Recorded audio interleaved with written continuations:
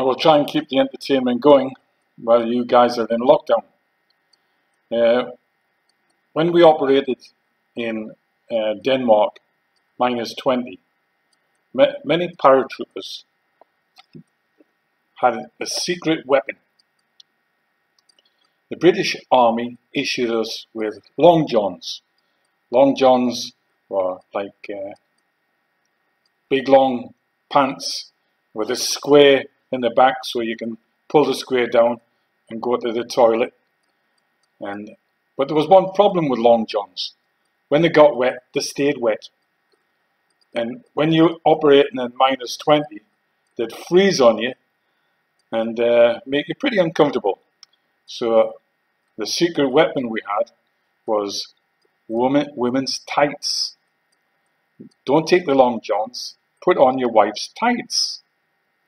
And they kept you warm, and if you got wet, they dried. But I always said to my mates, if I have an accident on the drop zone, rip these fucking tights off me before I get to hospital, because it'd be so embarrassing when the nurse pulls down your trousers and you've got a pair of tights on. So that was the secret weapon when you're operating in the cold. Women's tights, not long johns. After defeating the Russians in Denmark, went back to Aldershot, and the NATO role changed again. Now 2 para were going to be sent to Turkey to save the Turkeys from the Russians, with the help of the 81st American Airborne. So off we go to Turkey, and we didn't need to take the wife's tights, because it's hot in Turkey, +35 smocking denims, and no women's tights. The exercise in Turkey was to be the largest airborne drop since the Second World War. 2nd Battalion and Parachute Regiment and attachments, 81st Airborne, and a Turkish division, all parachuting into Turkey from an American base in southern Turkey. Americans have got it all right when they come to a base. They got 24-hour kitchen, help yourself, hamburgers, Coca-Cola, you name it, they lay it on. But the one thing they didn't do was make a good latrine. You eat all this junk food and you need to go to the toilet. In their toilet, they got a big digger, dig a hole, throw logs across. You have to do a balance, drop your pants, do a balancing act, and defecate into this big hole. So, very dangerous situation. And listen on. They also had a big caravan, I mean really big, and it had 4 or 5 Turkish staff in this caravan serving Budweiser. So all Americans are waiting in a big long queue to buy the Budweiser. Those English paratroopers, no money, but clever.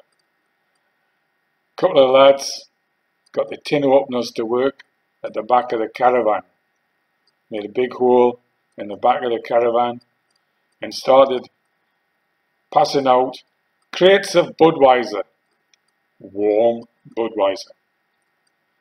Now, if you've ever tasted warm Budweiser, you cannot take the piss out of it. It needs all the flavour it's got. And warm Budweiser, I wouldn't recommend. But there's a couple of paratroopers managed to down a couple of crates. One in particular was Paddy McClare. And the next day, we're on the aeroplane, and there's Paddy McClare. He drank the Budweiser, went to the toilet, and yes, up to the neck. Fighting his way out of the hole, climbing up the side, thanks to the Budweiser, made the logs pretty slippy. So that was Paddy McClay, fortunately sitting opposite me and downwind, but not a happy paratrooper. Next to me on my right was the famous Pink Ribbon from Denmark. He lived above me in Aldershot. This aeroplane started off, first aeroplane to go down the runway. Over 70 C-130s, all revving up, very impressive. It goes down the runway and we take off. Back on the runway, brakes on, smoke coming from the brakes. Fortunately, Americans make the runway long. This must be the reason. We come off the end of the tarmac, bum bum bum bum, and the plane goes round the end, back round, and all the engineers run on to fix the aeroplane. Oh, these things happen in today's modern army. That was a sentence. So, we're waiting, and I was talking to my mate about the morning episode, and that was the 81st Airborne, lined up with the colours, very impressive, 6 abreast, and they went for a 3-mile run. Unfortunately, they were spread out 3 miles by the time they finished. I don't know if it was the Coca-Cola, the hamburgers, or the Budweiser, but not a very fit bunch of lads. Had it been my patrol, I'd been kicking their asses, letting the flag down. But we were not impressed by the physical standard of the 81st Airborne. So, going back to the aeroplane, mechanics finished, no problem. So, waited for all the other aeroplanes to take off, and we took off. We got airborne. Uh-oh, red light on again. Pilots sent the aircrew down. They were going to go drop us off on the parachute drop zone, then fly back to England. So they had a lot of fuel on board, and they had to do an emergency landing. Ambulances, fire brigade, everything out there, while they dumped fuel. So we asked the crewman, why can't we jump on? Why taking a risk with us, landing with a cargo full of paratroopers?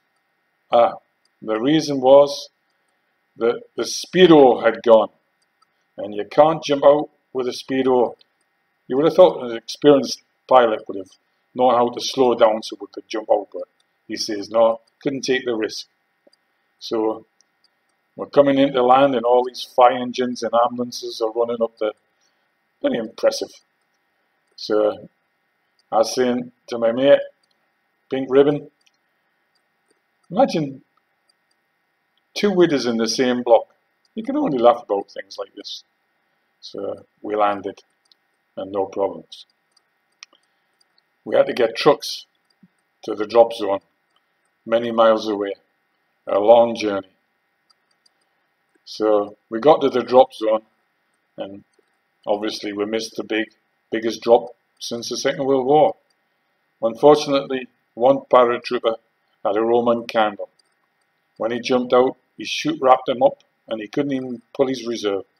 He screamed all the way down and landed in front of the VIP display sit block. When he hit the ground, he made quite an indent in the ground and died instantly. So again, every exercise with a parachute regiment, we were having fatalities. I don't know what was the reason, but everyone was a bit sad. So we had R&R in Istanbul, so we had to make the most of it and cheer ourselves up.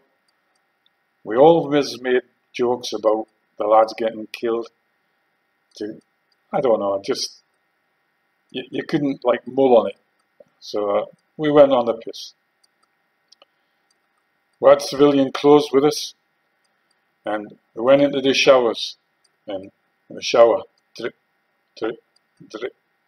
So I comes out the shower, and look, 50 showers, and I had a 1 gallon water tank feeding 50 showers. So still sticky and soapy. We put on our civilian clothes and went into Istanbul. Jumped in a taxi, take us to the red light district and the entertainment. Well, the lads had been drinking, so did I a little bit, but not that much. And I noticed the taxi doing a right turn, going a couple of kilometres, doing a right turn, another right turn, another right turn, passing the street where we'd picked them up and dropping them off in the next street. He was a one-eyed taxi driver, and he nearly had no eyes when I hit him in the face. But the Turks are very, protectionist. Once he started screaming for help, we had about 50 Turks around the taxi, so we had to make a run for it. We eventually found the red light district in Turkey, the street of 1,000 arseholes. So this was the local brothel area. It had wood covering the entrance to the street with a little secret door, and you see all these Turks sneaking in there and sneaking out. So, fuck you, let's go in. So it goes in, and there's about 20, 30 Turkish guys in front of every door. So I'm looking to see what the entertainment is. And Turkish guys must like big women, because these women had Michelin and Dunlop tires, one on top of the other, like sexy bra, sexy underwear, ankle socks, and stiletto heels. But on the ankles, they were all varicose veins and fucking ugly.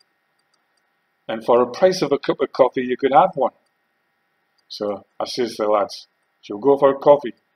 We're all agreed, let's go for a coffee. And that was 2 para saving Turkey from the Russians. We won again.